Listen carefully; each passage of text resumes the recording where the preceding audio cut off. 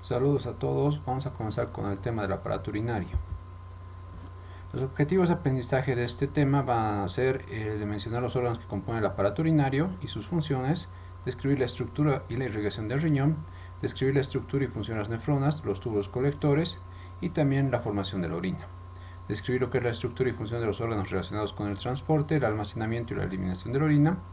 Describir lo que son los efectos del envejecimiento y las enfermedades más frecuentes del aparato urinario y describir los trastornos relacionados con el aparato urinario. Vamos a mencionar primero que la parte más importante del sistema del aparato urinario son los riñones. Las funciones del riñón van a ser las de excreción de los desechos, la regulación de la composición iónica de la sangre, la regulación del pH sanguíneo, la regulación del volumen sanguíneo obviamente de la sangre, la regulación de la tensión arterial, el mantenimiento de la osmolaridad sanguínea, la producción de hormonas como el calcitriol o la eritropoyetina y la regulación del nivel de glucosa en sangre. Pasamos a mencionar ahora que el sistema o el aparato urinario va a estar conformado por los riñones, la parte más importante de este aparato, los uréteres que van a desembocar en la vejiga y la uretra. Los riñones son órganos en forma de habichuela que se encuentran a ambos lados de la columna vertebral, a nivel o más o menos entre la décima torácica y la tercera lumbar. Están protegidas en parte por lo que son las costillas falsas, la costilla 11 y la costilla 12. Si es que hubiera una fractura, después puede lesionar lo que es el riñón. En su estructura anatómica externa va en la parte interna, va a tener una concavidad que se llama el ilio, por donde van a entrar lo que son las arterias renales y por las cuales van a salir las venas renales, y por donde también va a salir lo que es la pelvis renal, la pelvis renal. El riñón va a estar cubierto por tres capas, una capa interna que es la cápsula renal, una capa por encima de esta que es la cápsula adiposa, que es una masa de tejido adiposo que va a proteger y puede mantener su lugar a lo que es el riñón, y por último lo que es la fascia renal, similar a lo que es la cápsula renal, pero esta va a adherir o va a fijar al riñón a las estructuras adyacentes. Aquí tenemos una vista anterior de lo que es el riñón, la misma descripción de las capas. El órgano, por su posición por detrás del peritoneo, se va a considerar un órgano retroperitoneal. ¿Okay? Aquí vemos un poco ya más ampliado lo que es el riñón, en un corte algo especial, donde vamos a ver que el riñón está conformado por dos partes básicamente, lo que es la corteza externa, que constituye también parte de la corteza, lo que son las columnas renales, y lo que es la médula. La médula va a estar formada por estas pirámides renales con una base hacia la corteza y su vértice hacia lo que son los cálices. ¿Okay? Entonces, aparte de lo que es estas pirámides, van a drenar lo que son los cálices menores. En dos o tres cálices van a drenar una cáliz mayor, y estas dos o tres cálices mayores van a ir drenando la pelvis renal, y la pelvis renal va a drenar los uréteres y luego la vejiga, después a la uretra, para eliminar lo que es la orina del organismo. También esta concavidad que mencionamos al principio es el ilio del riñón, que tiene una orientación medial, cóncava hacia medial, dirigida hacia lo que es la columna vertebral, tanto la parte derecha como tanto el riñón derecho como el riñón izquierdo. Y por este mismo ilio van a entrar lo que son las arterias renales y las venas renales. Mencionamos ahora, dentro de lo que es el riñón, mencionamos la parte más importante de esta, que es la nefrona. La nefrona es la unidad funcional del riñón. Tenemos más o menos alrededor de 1 millón de nefronas por riñón, y estas se van a ocupar de la filtración, la reabsorción y la secreción de sustancias. Muy bien. Entonces, aquí tenemos una imagen un poco más grande de la nefrona, y acá se ve un poco lo que es la irrigación. Vamos a hablar un poco de la irrigación del riñón y de la inervación. La inervación del riñón va a comenzar en la arteria renal, que es una arteria renal tanto derecha como izquierda. Esta arteria renal se va a subdividir en varias arterias segmentarias. Estas arterias segmentarias se van a subdividir y van a ingresar a través de las columnas en forma de arterias interlobulares. Lóbulos se va a denominar a este conjunto de la corteza y la pirámide medular. Entonces esas arterias interlobulares van a ascender por estas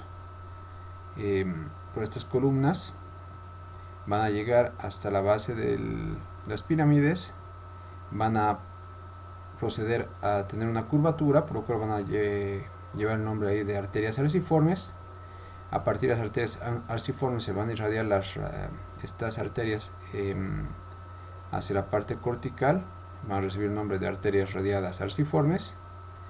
Estas arterias radiadas arciformes van a dar lugar, radiadas corticales van a dar lugar a lo que son las arterias aferentes. Estas arterias aferentes se van a dividir en una red, en una malla, una red de glomérulos, de capilares, los capilares glomerulares, donde se va a producir lo que es la filtración glomerular. Posteriormente le va a seguir lo que es la arteriola eferente, luego va a pasar a formar lo que son los capilares peritubulares, que van a envolver los diferentes túbulos contorneados, las asas de Henle, y posteriormente los capilares peritubulares, estos se van a unir, van a formar lo que son las vénulas peritubulares, se van a unir con otras venas peritubulares para formar las venas radiadas corticales. Estas venas radiadas corticales se van a unir para formar lo que son las venas arciformes. Estas van a drenar a su vez a lo que son las venas interlobulares, siguiendo el trayecto de las arterias. Y estas arterias interlobulares van a ir drenando hacia lo que es la vena renal. Y en lo que se refiere a la inervación, básicamente va a ser una inervación más de tipo parasimpática, que va a controlar no tanto el dolor porque los riñones sienten dolor, ¿no?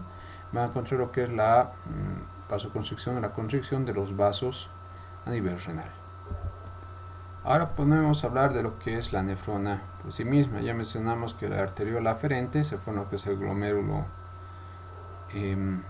dentro del corpúsculo renal, y posteriormente, después de estos capilares glomerulares, sale lo que es la arteria aferente. Entonces la nefrona va a estar compuesta por el corpúsculo renal y por los túbulos. ¿Okay? Estos túbulos después se van a conectar a los tubos colectores, a los tubos papilares, para drenar en lo que son los cálices menores y los cálices mayores y la pelvis renal. En primera instancia, el corpúsculo renal va a estar formado por lo que es el glomérulo, los capilares glomerulares.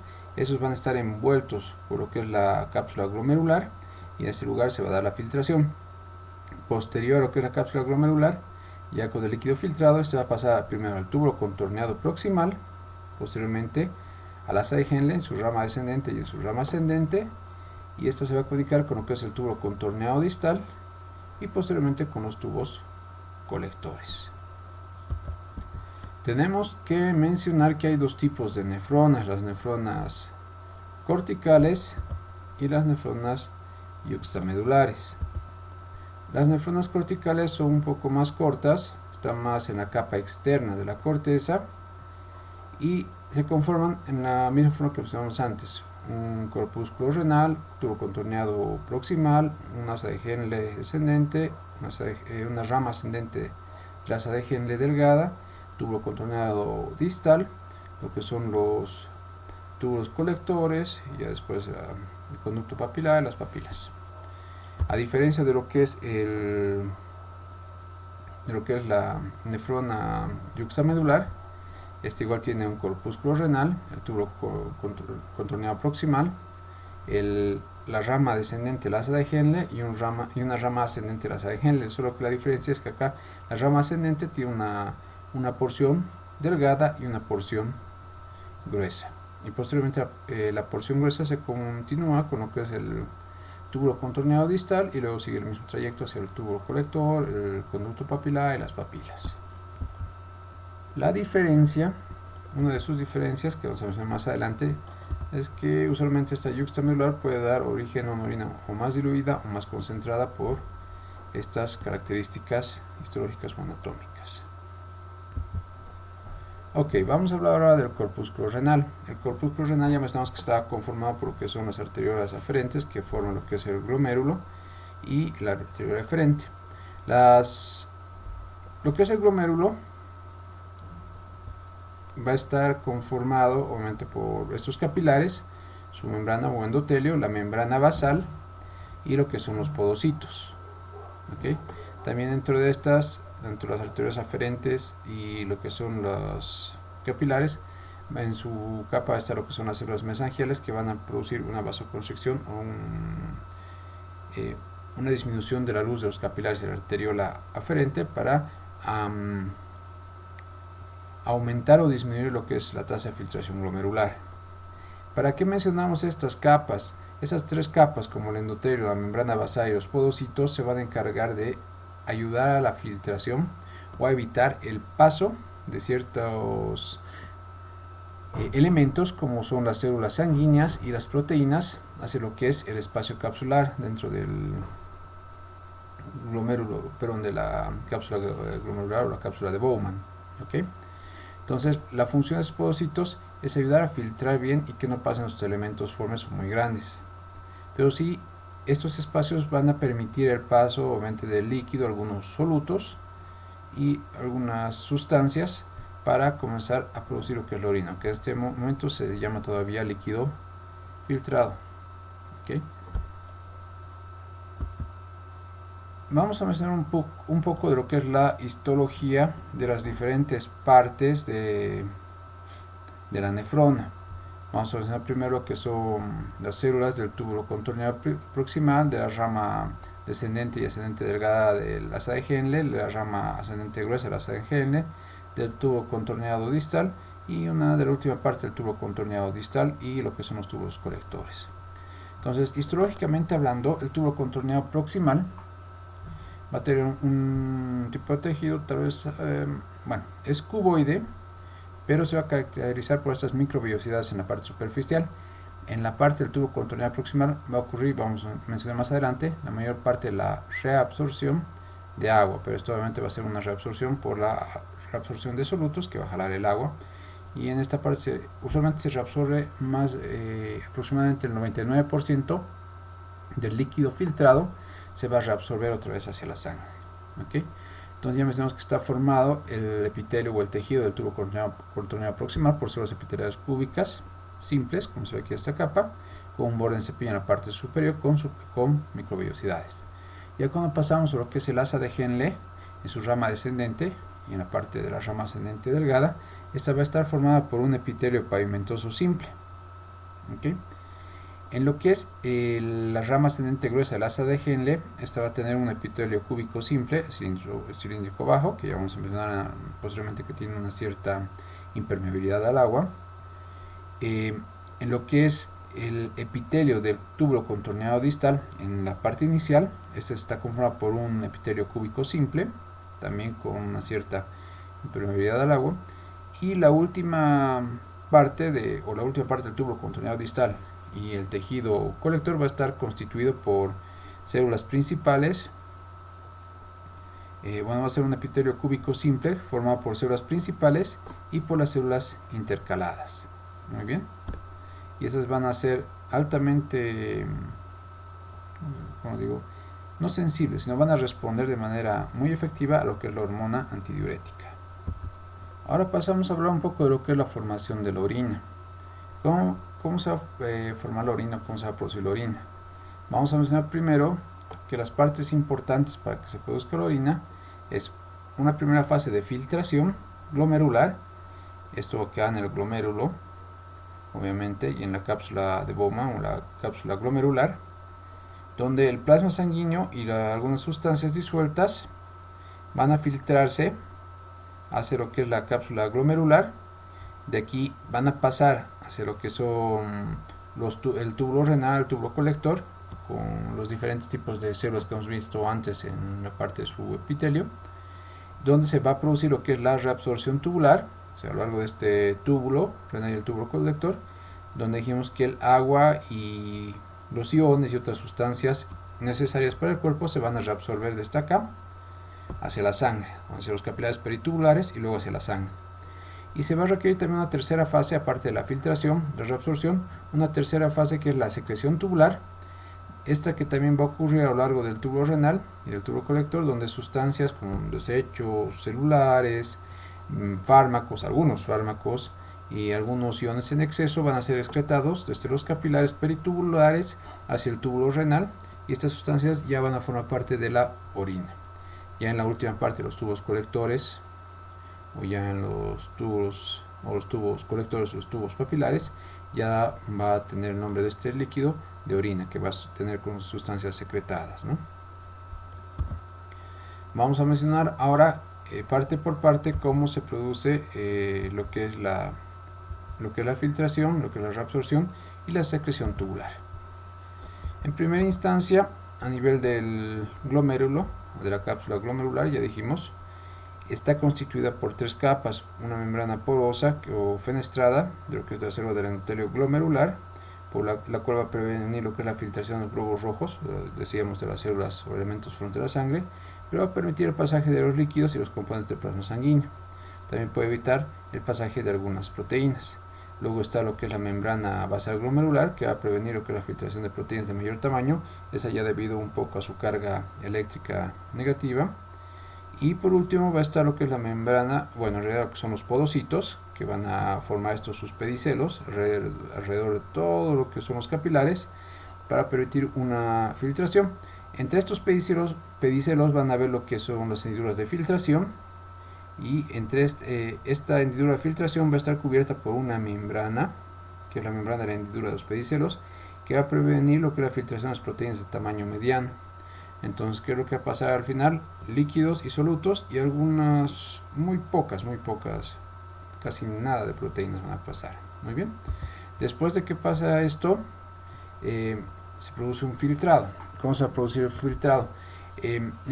Para que se produzca el filtrado necesitamos tres elementos. El primero va a ser la presión hidrostática del capilar glomerular, o sea, la fuerza que va a ejercer la sangre o el plasma, y que esa fuerza hidrostática va a empujar al plasma hacia las paredes, y como este es un tejido poroso, pequeño pero poroso, entonces va a salir el agua con una cierta presión que tiene un valor de 55 milímetros de mercurio. Ahorita voy a explicar bien esto. Va a haber dos fuerzas en contra de la presión hidrostática, lo que es la presión hidrostática capsular, o sea, como sale el líquido, aquí también va a haber líquido, no va a haber aire, va a haber líquido, y esto también va a ejercer cierta fuerza en contra a la presión hidrostática glomerular.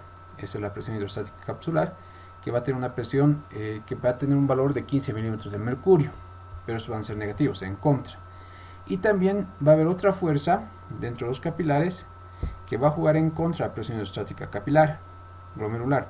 Va a ser la presión cloidosmótica, o sea, la presión que ejercen las proteínas que se quedan dentro de los capilares, que obviamente no van a pasar hacia lo que es el espacio glomerular. ¿Bien? Este va a tener un valor de unos 30 milímetros de mercurio. Entonces, si la presión hidrostática que va a empujar el líquido hacia afuera es 55, las presiones en contra, que es la presión cloidosmótica sanguínea, que va a ser menos 30, entonces todavía tenemos acá 25 de milímetros de mercurio, que nos va a ser la presión hidrostática glomerular, y nos va a restar también lo que es la presión hidrostática capsular, que es menos 15. Entonces teníamos 25 menos 15 nos va a dar 10. Entonces la presión total, o la resultante de estas tres presiones, va a ser una presión positiva de 10 milímetros de mercurio, que va a permitir la filtración del líquido hacia el espacio capsular glomerular. Entonces sí va a haber una filtración de unos 10 milímetros de mercurio. Cuando sube lo que es la presión arterial, obviamente esta presión va a aumentar más y obviamente va a haber una mayor filtración. Cuando disminuye la presión arterial, obviamente va a haber una menor presión hidrostática y no va a haber una filtración, va a disminuir la tasa de filtración glomerular. Entonces, de esa parte, ya vamos a mencionar más adelante, se encargan algunos mecanismos para regular esta filtración glomerular que mencionamos ahora. Muy bien. Ok, aquí están los tipos de regulación de la filtración glomerular. Como les dije, las presiones, en primera instancia, van a regular esta filtración glomerular. Y para estas vamos a tener tres mecanismos de regulación de lo que es la tasa de filtración glomerular. Vamos a ver cuánto se filtra de líquido. La primera va a ser la autorregulación renal, la segunda va a ser la regulación neural y la tercera va a ser la regulación hormonal. Dentro de la autorregulación renal tenemos dos mecanismos, el mecanismo miogénico y el otro que es el de retroalimentación tubuloglomerular. El mecanismo miogénico se va a producir por el estiramiento del músculo liso de las paredes de la arteriola aferente, ya sea por aumento de la tensión arterial o por disminución de la tensión arterial. Cuando hay un aumento de este estiramiento de la arteriola aferente, estas fibras estiradas se van a contraer en esta respuesta y van a regular lo que es, van a disminuir lo que es la luz de las arteriolas aferentes y van a disminuir la tasa de filtración glomerular. Ahora, en el caso opuesto, cuando hay una presión más baja, estas se van a relajar y van a permitir que pase un poco más de flujo, regulando casi mucho más rápido lo que es esta tasa de filtración glomerular. En el caso de la retroalimentación tubuloglomerular, acá va a haber un rápido ingreso de, bueno, cuando aumenta la filtración glomerular, va a estimular el rápido ingreso de sodio y de cloro en la mácula densa, esto en el tubo contorneado distal. Entonces va a ver que hay mucha eliminación de estos dos iones y la mácula densa va a producir una disminución de lo que es la liberación del óxido nítrico dentro de lo que es la sangre. Entonces el efecto de la disminución de este óxido nítrico, el óxido nítrico se ocupa de hacer la vasodilatación. Entonces cuando hay menos cantidad de óxido nítrico, entonces va a haber una vasoconstricción y por ende va a disminuir lo que es la tasa de filtración glomerular. Muy bien. El otro mecanismo de regulación es la regulación neural. En este caso se va a referir más que todo a la respuesta del músculo liso vascular a lo que es la actividad simpática o la liberación de noradrenalina. Aquí mencionan que la respuesta de los vasos a una baja cantidad, una moderada o una alta cantidad de noradrenalina va a regular la tasa de filtración glomerular, siendo que una baja respuesta, pero una producción baja, una cantidad baja de noradrenalina o de estimulación simpática va a permitir una tasa de filtración alta. Una cantidad moderada de noradrenalina o una cantidad mucho más alta va a disminuir lo que es la tasa de filtración glomerular, ya que esta actividad simpática producida por la noradrenalina va a causar la vasoconstricción, en este caso de las arteriolas, y por activación de lo que son los receptores alfa, que son receptores sensibles a lo que es la noradrenalina, y va a aumentar la liberación de renina. Muy bien. Por último, la regulación hormonal. Aquí vamos a tener dos mecanismos. Uno con angiotensina 2. Esta se va a producir por la disminución del volumen sanguíneo de la presión arterial. Esta va a estimular lo que es la producción de la angiotensina 2, la cual va a causar una constricción de las arteriolas aferentes y eferentes y por ende va a disminuir lo que es la tasa de filtración glomerular. Y el otro mecanismo de regulación hormonal va a ser el del péptido natriurético auricular, en el cual por el estiramiento de lo que son las paredes de la aurícula del corazón va a estimular la secreción de este péptido natriurético auricular y va a producir la relajación de las células mesangiales, como dijimos hace rato. Entonces va a aumentar la tasa de filtración glomerular para que disminuya el volumen sanguíneo, obviamente, y el efecto va a ser un aumento de esta tasa de filtración glomerular para la mayor eliminación. De ahí su nombre de natriurético. Eso es un diurético que va a producir un poco de diuresis por esta dilatación a nivel de las aurículas. Vemos nuevamente un poco de los mecanismos para la regulación de la tasa de filtración glomerular cuando hay un estímulo que va a alterar lo que es la hemostasis de la situación controlada de tasa de filtrado glomerular.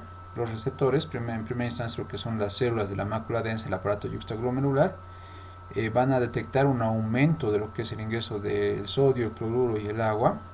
Entonces van a mandar a su centro de control en el aparato yuxtaglomerular y este va a producir una disminución en la secreción del óxido nítrico, lo cual va a hacer que se contraigan los vasos. Entonces las arterias se va a contraer, va a haber contracción de esta, va a disminuir el flujo sanguíneo al glomérulo y este va a disminuir lo que es la tasa de filtración glomerular y va a retornar a la hemostasis de una cierta tasa normal o adecuada de filtración glomerular. Mencionamos ahora, solo rápidamente, lo que son las sustancias que se van a filtrar, reabsorber y secretar, más o menos, al día.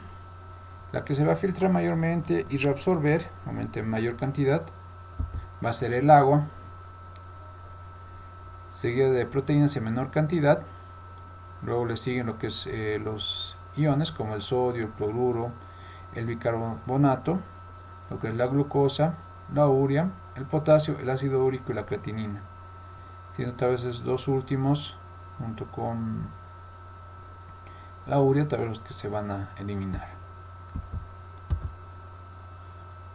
Vamos a hablar ahora poco a poco de lo que es la ya hemos hablado de lo que es la filtración. Vamos a hablar ahora de lo que es la reabsorción y de lo que es la secreción de diferentes sustancias en los diferentes lugares del túbulo, de los túbulos renales y de los tubos colectores.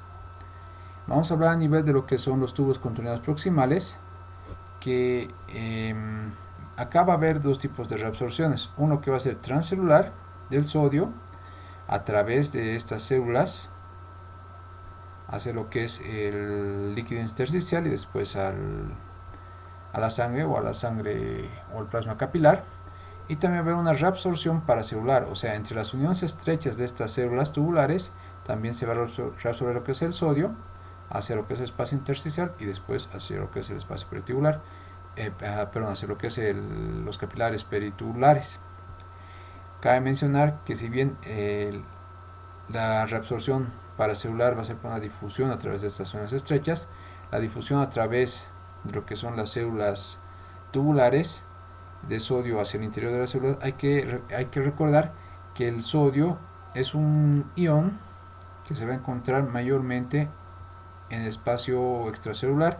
Entonces, ni bien ingrese a la célula, esta por una bomba de sodio ATPasa va a eliminar lo que es el sodio hacia el espacio intersticial, hacia la parte basal o hacia la parte lateral.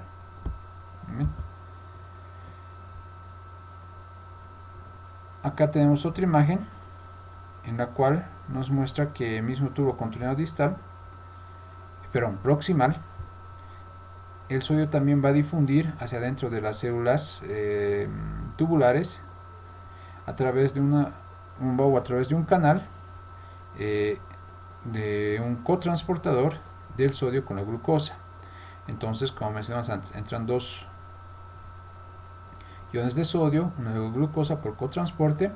La glucosa va a pasar por un propio canal, se va a eliminar el líquido intersticial y este va a ser reabsorbido hacia los capilares. De la misma forma, el sodio, por esta bomba de sodio ATPasa, va a ser eliminado de la célula hacia el espacio intersticial. Ya mencionamos antes también en la difusión paracelular, por las uniones estrechas. Entonces mencionar que en la parte del túbulo contorneado proximal, ahorita vamos a mencionar acá, también va a haber un transporte de sodio, de contratransporte del sodio de lo que es la luz tubular hacia dentro de la célula tubular, y el contratransporte del ion hidrógeno de la parte interna de la célula hacia la luz tubular. Este hidrógeno va a ser producido tanto por las reacciones metabólicas como por el ingreso a nivel celular del CO2, el cual se va a unir al agua para formar lo que es anhídrido carbónico. Este anhídrido carbónico va a separar un ion hidrógeno que va a ser eliminado hacia el luz peritubular y se va a producir lo que es el ion bicarbonato, el cual va a ser eliminado hacia el líquido intersticial y posteriormente hacia la cavidad peritubular. Ya mencionamos que el sodio que ingresa acá también va a ser eliminado por una bomba de sodio ATPasa hacia el líquido intersticial y posteriormente hacia el capilar peritubular. Acá mencionamos, aquí se ve un poco la imagen más grande, pero repetimos un poco eso de acá, que es como es la eliminación, o la reabsorción de lo que es el bicarbonato. Tenemos la bomba de contratransporte de sodio e hidrógeno, donde ingresa el sodio a la célula, sale un hidrógeno hacia lo que es la luz del túbulo, El sodio es eliminado fuera de la célula por una bomba sodio ATPasa. Este hidrogenión se va a unir con el bicarbonato que está en la luz tubular, que es producto de la filtración a nivel del glomérulo. Va a formar lo que es el ácido carbónico. Este se va a separar por la anhidrasa carbónica en lo que es agua, una molécula de agua y una de CO2. El CO2, como mencionamos antes, va a ingresar a la célula tubular, y acá este CO2 se va a unir otra vez con una molécula de agua para formar ácido carbónico, la separación de un hidrogenión, la formación de un ion bicarbonato, y este va a pasar obviamente al espacio intersticial y posteriormente al capilar peritubular. Ahora pasamos a hablar de lo que más se va a reabsorber en esta parte, que es el agua, aparte de los electrolitos. Los iones diferentes como el cloruro, el potasio, el calcio, el magnesio y en algunos casos la urea, parte de la urea, se van a reabsorber también por un mecanismo paracelular o transcelular por una difusión facilitada. Ellos pueden pasar por diferencia de osmolaridad, por una reabsorción más de tipo pasiva, en la cual van a atravesar tanto la membrana celular como las uniones estrechas de estas células del tubo contorneado proximal hacia el espacio intersticial y posteriormente hacia el capilar peritubular. Y el agua, obviamente, por estos iones y obviamente por el ion sodio que vimos en toda esta parte, la reabsorción del ion sodio hacia el espacio intersticial y luego al capilar, va a haber una reabsorción facilitada obviamente por ósmosis del agua. O sea, todos esos iones y más que todo el sodio y aparte la glucosa van a jalar el agua, por ponerlo en esos términos, desde la luz del túbulo hacia el espacio intersticial y hacia el capilar peritubular.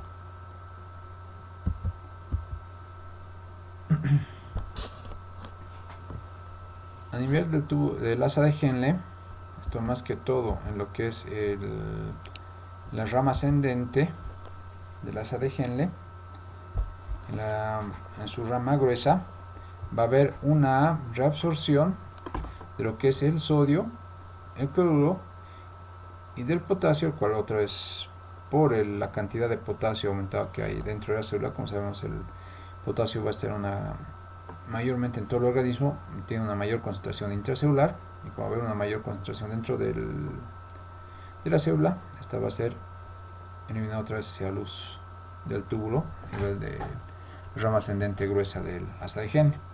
Entonces, lo único que va a quedar dentro de la célula va a ser el sodio y los dos iones de cloruro.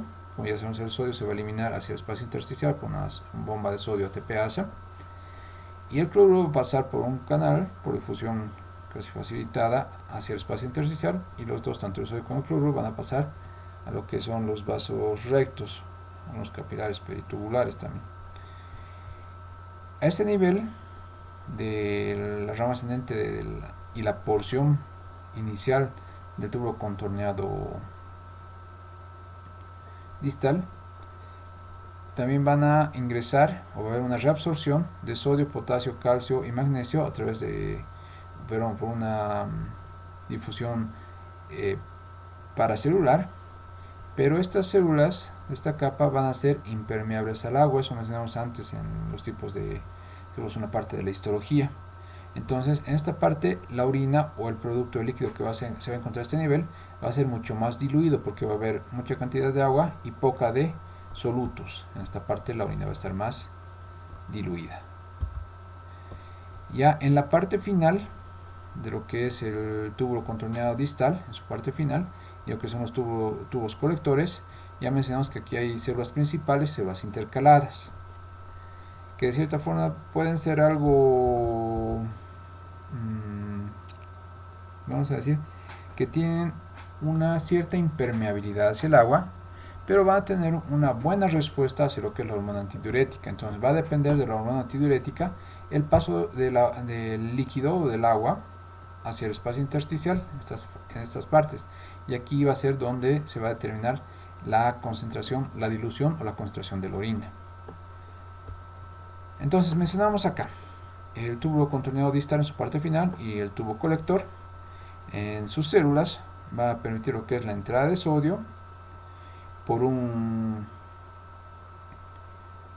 contratransportador sodio-potasio TPasa, van a reabsorber o va a eliminar el sodio intracelular hacia el espacio intersticial, y el potasio del espacio intersticial va a ingresar hacia la parte, hacia dentro de la célula, y de aquí va a ser eliminado tanto a la membrana basal o hacia la luz del túbulo contorneado distal o del tubo colector.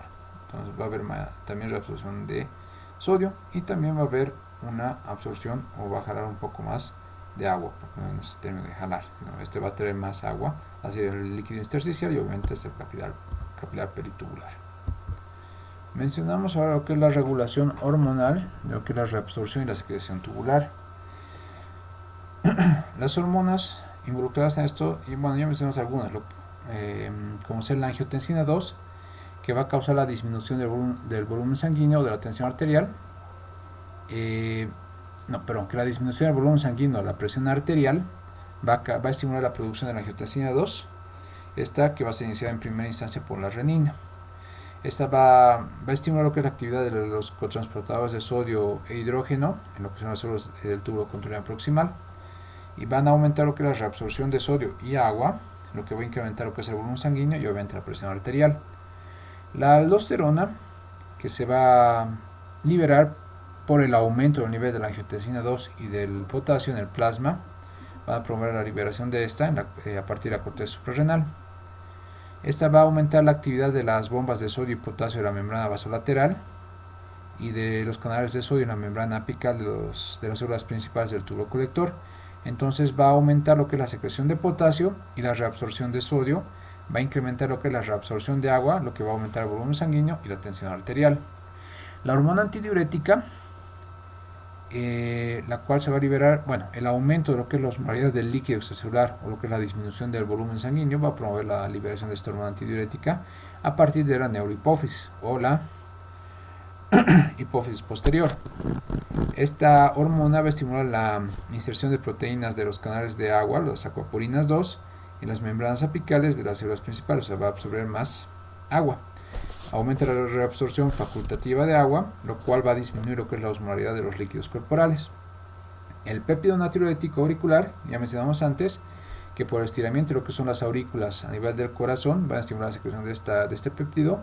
Este va a suprimir lo que es la reabsorción de sodio y agua en el tubo proximal y en el tubo colector, y va a inhibir la secreción de aldosterona y de hormona antidiurética. Entonces va a aumentar lo que es la secreción de sodio en la orina, va a haber una natriuresis, va a incrementar la producción de orina, una diuresis, y así va a disminuir lo que es el volumen sanguíneo y la presión arterial. Y por último, la hormona paratiroidea, la disminución de lo que es el nivel de calcio en el plasma va a promover lo que es la liberación de esta hormona paratormona o hormona paratiroidea de las glándulas paratiroides, en la parte posterior de la glándula tiroides. Va a estimular la apertura de los canales de calcio, que son las membranas apicales de las células del tubo distal inicial, para absorber el calcio. Esto va a causar que aumente la reabsorción del calcio y aumente una disminución de la eliminación de este, para regular los niveles normales de calcio en el cuerpo. Mencionamos brevemente este gráfico en el cual se ve cómo trabaja la hormona antidiurética cuando hay una alteración de la homeostasis, cuando aumenta lo que es la osmolaridad del plasma y del líquido intersticial. Entonces esto llega a ciertos receptores a nivel del hipotálamo, los osmoreceptores. Estos van a producir una aferencia mediante impulsos nerviosos hacia lo que es el hipotálamo y la hipófisis posterior para la liberación de la hormona antidiurética. Se aumenta la liberación de esta hormona. Esta va a actuar a nivel de las células principales, como vemos en el tubo contorneado distal, en su rama final, en el tubo colector. Se van a volver mucho más permeables al agua, lo que va a aumentar la absorción facultativa de agua que mencionamos antes, y va a conllevar a una disminución de la osmolaridad plasmática, y esto va a volver a lo que es a retornar a la homeostasis de la osmolaridad del plasma, y esto va a mandar un mensaje por retroalimentación negativa para el cese de la estimulación o el cese de la liberación de hormona antidiurética. Este gráfico nos va a representar un poco de cómo se realiza lo que es la dilución de la orina y la concentración de la orina. Se los voy a resumir de la siguiente forma. Lo que va a controlar la dilución o la concentración de la orina es la secreción de hormona antidiurética, la cual va a actuar justo en esta última parte del tubo contoneado distal final. Como se dan cuenta, primero ingresa un cierto concentrado que tiene una osmolaridad similar a la del plasma. Posteriormente esta osmolaridad va a ir aumentando porque aquí se reabsorbe líquidos e iones. En esta parte va a haber una mayor reabsorción de lo que son los iones y va a ser casi impermeable al agua. Entonces va a haber una disminución de la osmolaridad. Bueno, aquí va a haber aumento de la reabsorción de agua, procuro aumentar la osmolaridad. Perdón. Posteriormente aquí cuando ya es impermeable, disminuye impermeable al agua, disminuye lo que es la osmolaridad porque solo se absorben los iones hasta llegar a ser tan disminuye la osmolaridad. Y en esta última parte, por acción de la hormona antidiurética, se va a regular lo que es la concentración o la dilución de lo que es la orina. ¿Okay? Acá es el mismo gráfico, no se ven los mismos valores, y en la última parte, cuando se quiere concentrar la orina, va a haber una menor producción de hormona antidiurética. Cuando hay una menor producción de hormona antidiurética, cuando hay una mayor producción de hormona antidiurética, donde se va a reabsorber lo que es el agua y obviamente la orina va a ser más concentrada. En caso de una dilución va a haber menor secreción de hormona antidiurética y va a ser una orina más diluida. Básicamente es lo que tenemos que saber. Aquí tenemos un gráfico para reforzar un poco lo que es el paso, la filtración del líquido, la reabsorción y la secreción a nivel de los tubos contoneados proximal, asa de Henle, tubo contoneado distal y tubo colector, y la formación de la orina, con las diferentes sustancias que se van a reabsorber y secretar en cada uno de estos sectores, obviamente recuerda un poco lo que mencionamos ya antes. Mencionamos brevemente lo que son las características de la orina normal, que estas vamos a observarlas en los exámenes tanto de orina como de sangre. Las características de la orina va a ser obviamente el volumen que tenemos a producir de entre 1 o 2 litros en 24 horas normalmente, es un promedio, no es algo exacto.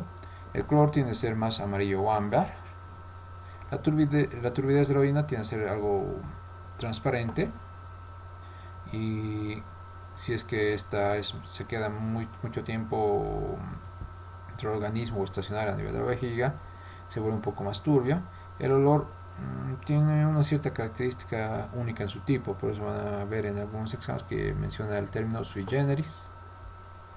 El pH tiende a ser un poco variable, en promedio es 6, tiene una característica más ácida. Y la densidad, la densidad específica de la orina, esta va en relación entre el peso del volumen de la sustancia con el peso equivalente del mismo volumen de agua destilada, ¿no? La orina tiene una densidad entre 1001 hasta 1035, ¿no? Cuanto mayor sea su concentración de solutos, mayor va a ser la densidad de la orina. Bueno, los componentes anormales de la orina obviamente van a ser las proteínas, albúmina, como ya mencionamos. Esta membrana de la filtración producida, esta membrana formada por lo que es el endotelio capilar, la membrana basal endotelial o capilar y lo que son los podocitos impiden el paso de proteínas grandes como la albúmina. La glucosa no debería eliminarse, como hemos visto, se reabsorbe en la primera parte del tubo, de los túbulos renales, en el tubo contoneado proximal, y no se debería eliminar a menos que haya un exceso de glucosa. En este caso sí se ve la presencia de glucosa en la orina. Luego tampoco tendría que haber elementos formes como glóbulos rojos, a menos que haya tal vez algún tipo de trauma o alguna lesión a nivel del glomérulo a nivel renal.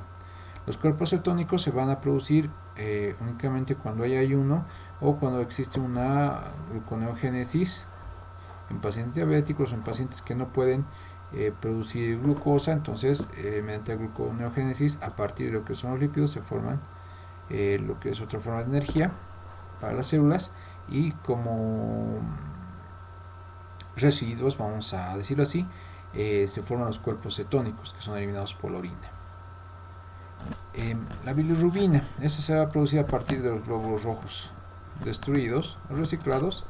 Entonces solamente no debe haber una presencia de bilirrubina dentro de la sangre, bueno, por lo menos en valores muy elevados, pero si vemos esto, hay que ver algún tipo de alteración, ya sea aumento de la producción, perdón, aumento de la destrucción de los glóbulos rojos o aumento en la producción de lo que es la bilirrubina directa conjugada. El urobirinógeno, o sea, la presencia de este producto, usualmente se presentan cantidades pequeñas de lo que es urobirinógeno, pero si en caso aumentara, hay que pensar en algún tipo de anemia hemolítica o perniciosa, o un tipo de hepatitis infecciosa o un tipo de obstrucción biliar o problemas hepáticos que pueden causar el aumento de la producción de urobirinógeno. Los cilindros van a ser masas de sustancias solidificadas que toman lo que es la forma de la luz tubular en la que se van a formar. Luego estas van a ser eliminadas o barridas al acumular lo que es el filtrado sobre estos. Entonces los cilindros van a tomar su nombre según las células o sustancias que las van a componer o según su apariencia. ¿Okay? Y por último, microorganismos. Obviamente el número de clases de las bacterias va a depender del tipo de infección urinaria. Mayormente la bacteria que produce infecciones urinarias va a ser la Escherichia coli o Escherichia coli, como quieran pronunciarlas, o E. coli solamente. Y otras infecciones urinarias producidas por otro microorganismo puede ser la Candida albicans, que es un tipo de hongo que puede causar la vaginitis. Obviamente esto está presente mayormente en las mujeres. Y entre los protozoos o protozoarios mayormente más frecuentes en la parte genital femenina va a ser la Trichomonas vaginalis, que va a causar también lo que es la vaginitis y la uretritis, o la vaginitis en la mujer y la uretritis en el varón. Pasamos a hablar ahora de la última parte del sistema o del aparato urinario, que son las vías por las cuales se va a eliminar la orina. Aquí tenemos los uréteres, que después de haber pasado, pero vamos a retroceder hasta esta imagen acá.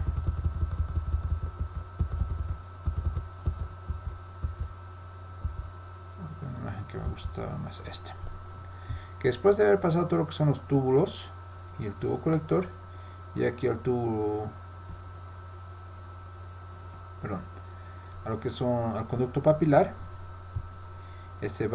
varios conductos papilares se van a juntar para drenar en lo que son las cálices menores. De las cálices menores, la orina va a juntarse en lo que son las cálices mayores, y de las 3 o 2 cálices mayores que hay en los riñones se van a juntar en lo que es la pelvis renal, y de la pelvis renal van a drenar hacia lo que son los uréteres. Volvemos al final. Los uréteres se van a dirigir o van a comunicar con lo que es la vejiga.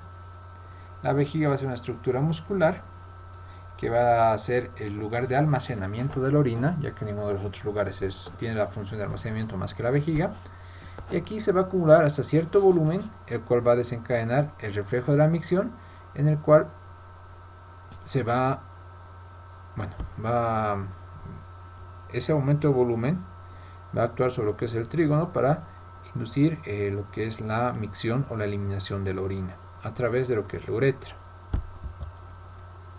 Muy bien, acá mencionamos lo que es la uretra. Después de la vejiga viene lo que es la uretra. Como sabemos, hay diferencias anatómicas en el varón y en la mujer.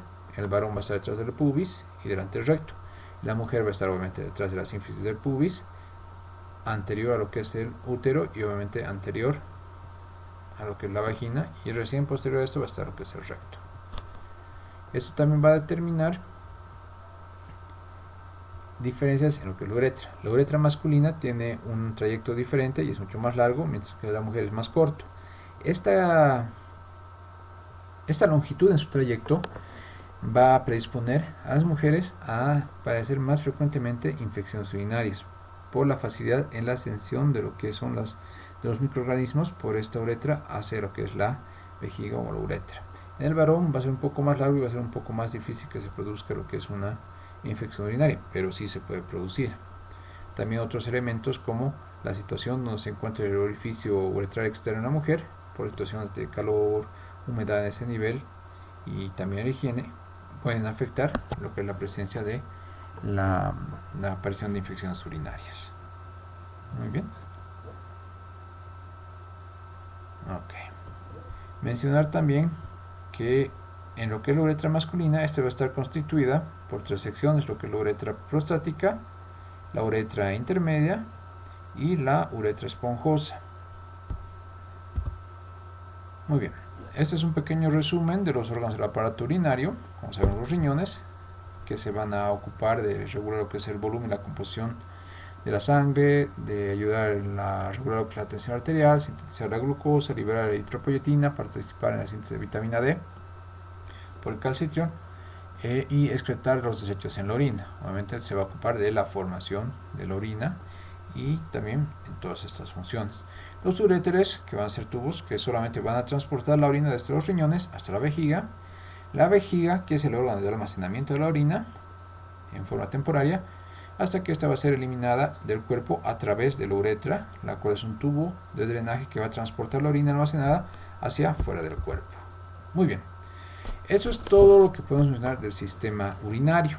Aquí les dejo algunas preguntas de reflexión, aunque las respuestas pueden encontrarse en el tema, ¿no? Pero vayan pensando un poco. Primero, ¿qué pasaría si nuestro cuerpo, o con nuestro cuerpo, si es que nuestros riñones no funcionarían? Hay que pensar esto. Nosotros tenemos 2 riñones, y si se acuerdan en su texto les va a mencionar que una persona puede vivir con un solo riñón, que va a trabajar al 80% de lo que trabajarían los 2 riñones, pero todavía pueden sobrevivir. Pero una vez que no funcionan ambos riñones, hay que pensar qué es lo que podría pasar. La segunda pregunta, ¿cómo afectaría el daño renal a lo que es la producción de la hemoglobina y al desarrollo de la anemia? Es una pregunta interesante para ver las funciones, dentro de las funciones de los riñones, que otras funciones tienen y ver cómo afecta un daño renal, como una insuficiencia renal crónica, a estas funciones. Y también, si es que faltara alguna parte del sistema urinario, ya sean riñones, uréteres, vejiga o uretra, en este caso por ejemplo pone la ausencia de la vejiga, ¿cuál sería el efecto en este sistema urinario? Entonces hay que ponerse a pensar la ausencia de alguna de estas partes por separado, qué efectos tendría en nuestro organismo. ¿Okay? Se los dejo eso para que vayan pensando y razonando. Esa es la bibliografía, como saben, es Tórtora. Un recordatorio importante sobre lo que son las clases teóricas y que ustedes vayan estudiando directamente el texto. Eso sería todo. Muchas gracias por su atención. Hasta luego.